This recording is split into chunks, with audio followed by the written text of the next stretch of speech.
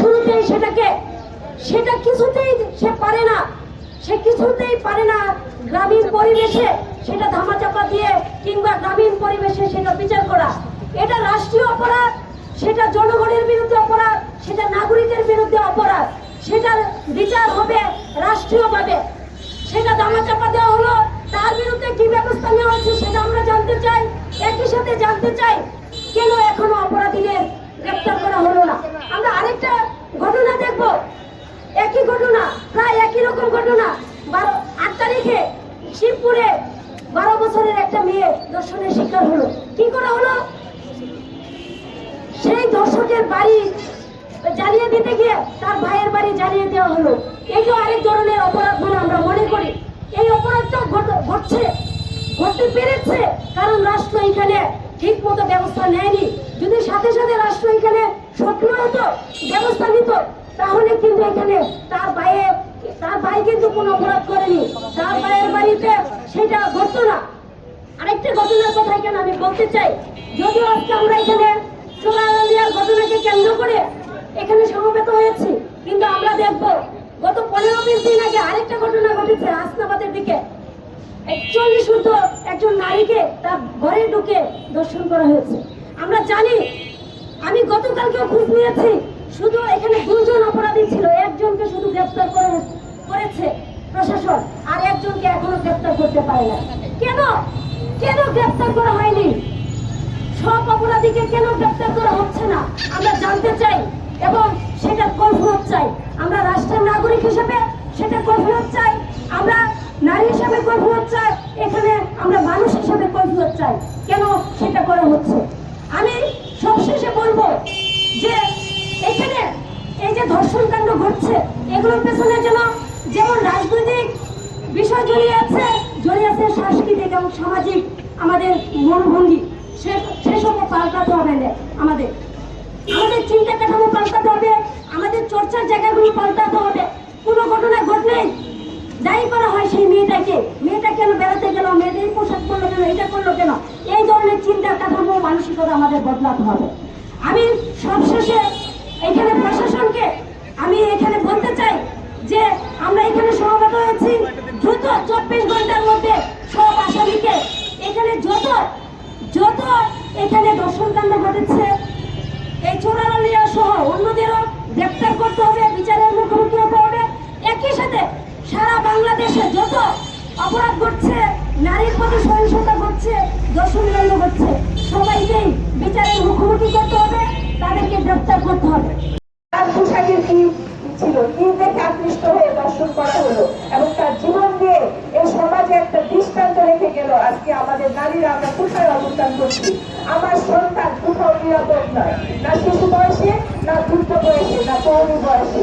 আমি আমাদের print media এবং ইলেকট্রিক মিডিয়ার যে ভাইয়েরা এখানে আছেন, তাদের প্রতি আমাদের একটা বিনীত অনুরোধ থাকবে, আপনারা দর্শনকারী ছবি পোস্ট করবেন না। আপনারা যারা দর্শক তার ছবিকে বারবার হাইলাইট করুন, তাহলে তারা যখন সামাজিকভাবে ভাইরাল হবে তখন দেখবেন সমাজে একটা দৃষ্টান্ত তৈরি হবে, এবং আপনাদের কলমের মাধ্যমেই কিন্তু সরকারকে চাপ প্রয়োগ করতে পারে যাতে এটা দৃষ্টান্তমূলক শাস্তির ব্যবস্থা করা হয়, এমন ব্যবস্থা নেওয়া হোক ভবিষ্যতে যাতে এই কথা কেউ কখনো চিন্তা করতে পারে না। তারা যে আমাদের নারীরা পরিবারও নিরাপদ না, কোনো ধর্মীয় স্থানও নিরাপদ না। আজকে দেখা যাচ্ছে মন্দির মসজিদে এবং মাদ্রাসার ভিতরেও নারীরা ধর্ষণের শিকার হচ্ছে।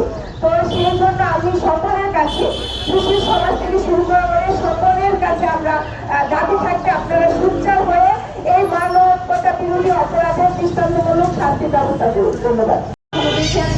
আমরা চাই যে এটা ন্যায্য সর্বোচ্চ বিচার না, আমরা চাই এটা সর্বোচ্চ বিচার না, সর্বনিম্ন বিচার হোক, মৃত্যুদণ্ড। আর আমাদের এই কিশোরী বোনেরা কেন বাড়ি থেকে বেরোলে তারা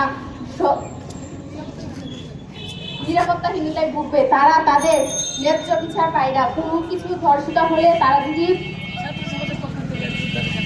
ছাত্রপক্ষ দ্রুত থেকে তাদের জন্য আমরা চাই যে তাদের শাস্তিমূলক যেগুলি বলতে বলতে এক সময় সবাই মনে ভুলে যায়।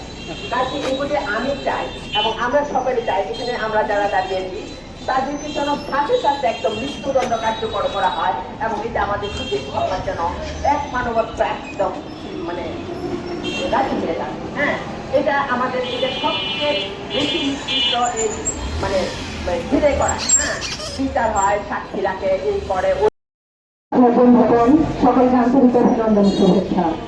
আমরা আজকে সবাই এখানে সমবেত হয়েছি আমাদের মনের ভিতরে দারুণ ঘৃণা এবং ধিক্কার জানাচ্ছে আমাদের সেই সুশীল সমাজকে, যারা আজকে আমাদের পাশে এসে এখনই দাঁড়ায়নি, যাদের জন্য আমাদেরকে এইখানে দাঁড়াতে হয়েছে।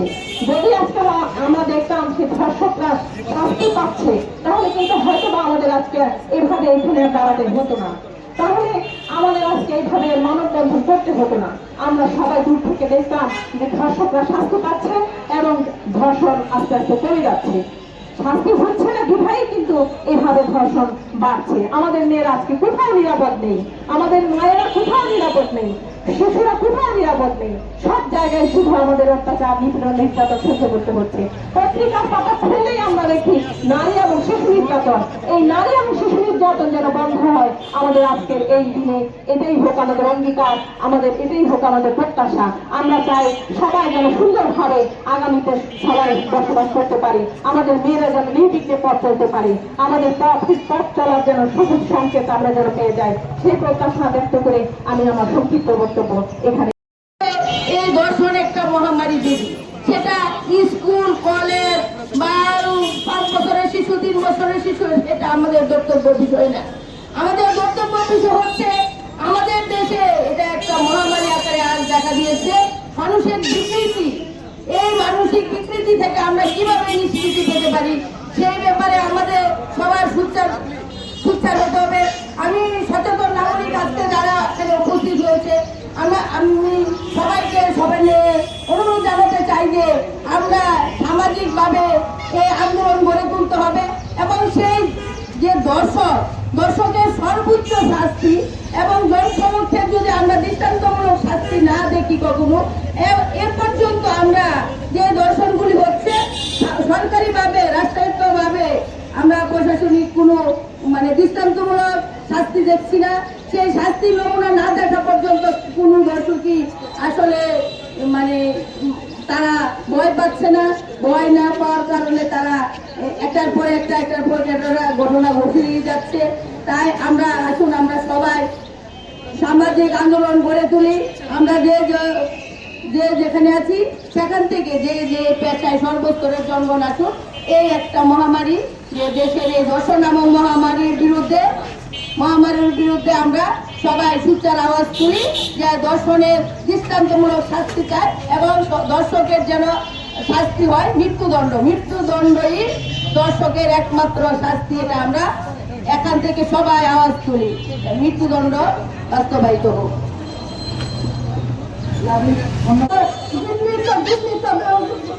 লাঞ্ছিত সেই পশুদের, পাণ্ডব পশুদের যারা মা বোনদের ইজ্জত নিয়ে খেলা করছেন, আমি আজ লজ্জিত একজন মা হিসাবে, একজন বোন হিসাবে, যে আজকে আমরা কোন রাষ্ট্রে বসবাস করছি, কোন জগতে আছি, যেখানে আমার মেয়ের কোনো নিরাপত্তা নেই, যেখানে আমার বোনদের কোনো নিরাপত্তা নেই, যেখানে রাষ্ট্র দেখছে আর দর্শকদের যারা দর্শিত হচ্ছে তাদের কোনো প্রতিকার নেই, যারা দর্শন করছে তাদেরকে উৎসাহিত করা হচ্ছে।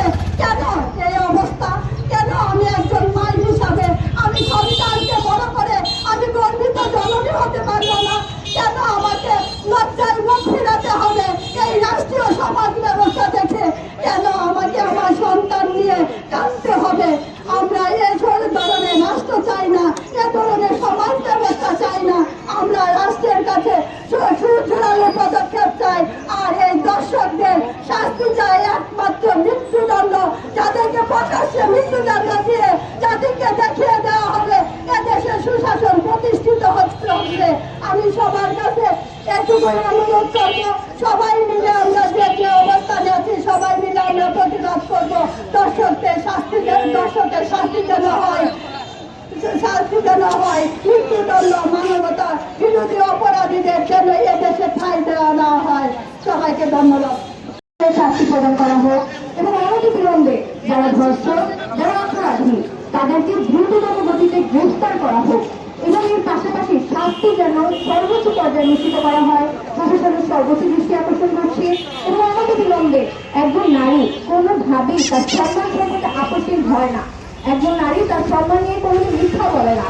সেই ক্ষেত্রে একজন নারী বা একজন মেয়ে যদি তার ঘটনা জানায় এবং ঘটনা পরিবর্তে যদি আমরা এর প্রমাণ পাই, তোমার তার সাথে সাথে কেন এর বিচার করা হবে না? কেন এখন আমাদের সময় লাগবে? 1 সপ্তাহ, 1 মাস, 2 মাস, আমরা কোনো সময় চাই না। আমরা ধর্ষণ হবে, সেখানে মামলা দায়ের হবে বা জিডি করা হবে, সেখানে তদন্ত করা হবে এবং এর পরপরই আমরা এর সর্বোচ্চ পরিমাণে শাস্তি চাই এবং কোনো ধর্ষণ মুখ ছড়িয়ে যেন আমাদের এলাকায় বা আমাদের দেশে যেন না হাঁটতে পারে। দৃষ্টান্তমূলক শাস্তি ব্যবস্থা করা হোক। এই ফলস্বরূপ হবে কি, আমরা যারা আছি আমরা তো সচেতন হবো এবং যারা ধর্ষণ তারা যেন তাদের বুক কেটে ওঠে, তাদের মুখ যেন একবার কেটে ওঠে এই ধর্ষণ করার আগে। এই জন্য আমি বক্তব্য শেষ করছি। ধন্যবাদ সকল।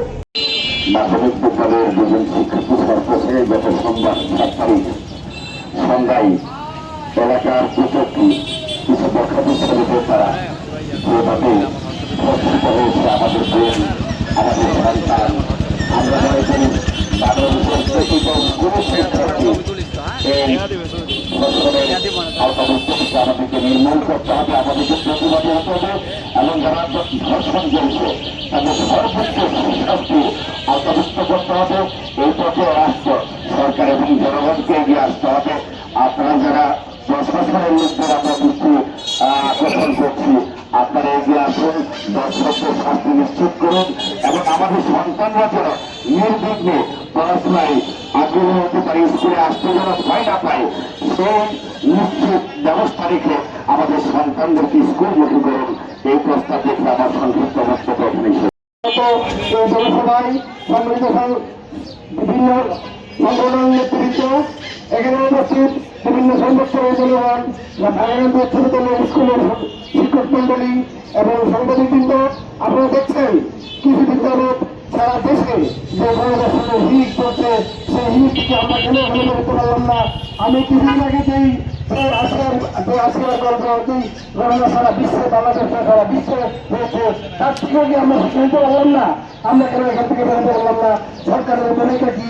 আমি মনে করি সরকার যদি সঠিকভাবে তার তদন্ত করে বিশ্বাস করে তাহলে এই ঘটনার সাথে ভালো হবে। আমি এই ঘটনাটা কিভাবে ঘটলো অত্যন্ত কাছ থেকে জেনেছি।